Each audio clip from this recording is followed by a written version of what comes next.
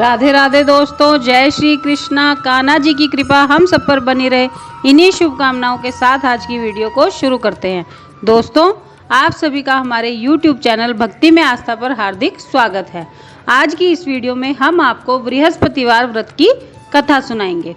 आप सबसे रिक्वेस्ट है कि आप सभी वीडियो को पूरा और ध्यान से सुनिएगा। किसी गांव में एक साहूकार रहता था, जिसके घर में अन्न, वस्त्र और धन किसी की कोई कमी नहीं थी, परंतु उसकी स्त्री बहुत ही कृपण थी, किसी भिक्षार्थी को कुछ भी नहीं देती थी, सारा दिन घर के कामकाज में लगी रहती थी। एक समय एक साधु महात्मा बृहस्पतिवार के दिन उसके द्वार पर आए और भिक्षा के लिए याचना की। स्त्री उस समय घर के आंगन को लीप रही थी। इस कारण साधु महाराज से कहने लगी, महाराज, इस समय तो मैं घर लीप रही हूँ, आपको कुछ नहीं दे सकती, आप फिर किसी अवकाश के समय आना। साधु महात्मा खाली हाथ चले गए। कुछ दिन के पश्चात वही साधु महाराज आए, उसी तरह भिक्षा मांगी। साहूकारनी उस समय लड़के को खिला रही थी।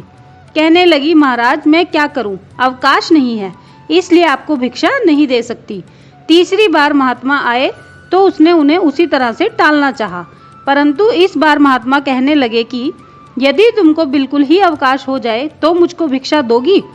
साहूकारनी कहने लगी कि हाँ महाराज, यदि ऐसा हो जाए तो आपकी बड़ी कृपा होगी। साधु महात्मा जी कहने लगे कि अच्छा, मैं एक उपाय बताता हूँ, तुम बृहस्पतिवार को दिन चढ़ने पर उठा करो और सारे घर में झाड़ू लगाकर कूड़ा एक कोने में जमा करके रख देना। घर में चौका इत्यादि मत लगाना।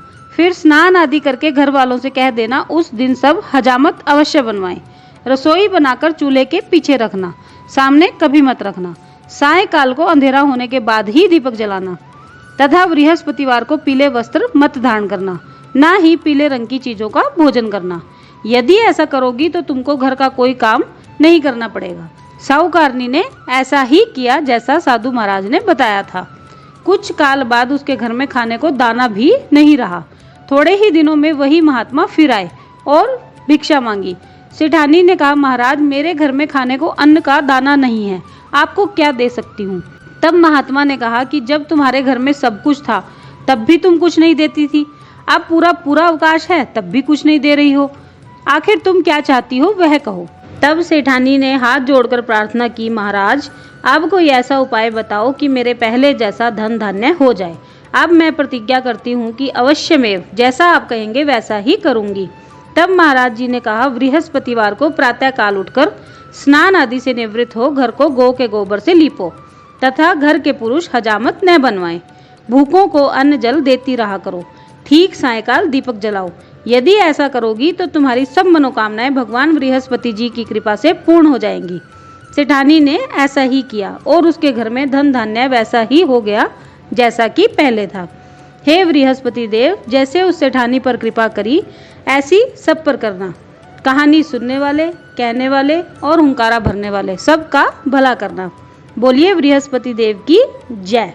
तो दोस्तों, ये थी बृहस्पतिवार व्रत की कथा जो हमने आपको सुनाई। आज की वीडियो में बस इतना ही। कल फिर मिलते हैं एक और नई वीडियो के साथ। तब तक स्वस्थ रहिए, मस्त रहिए और कोरोना के इस भयंकर प्रकोप से अपना और अपनों का ख्याल रखते रहिए। राधे राधे दोस्तों, जय श्री कृष्णा, जय माता दी।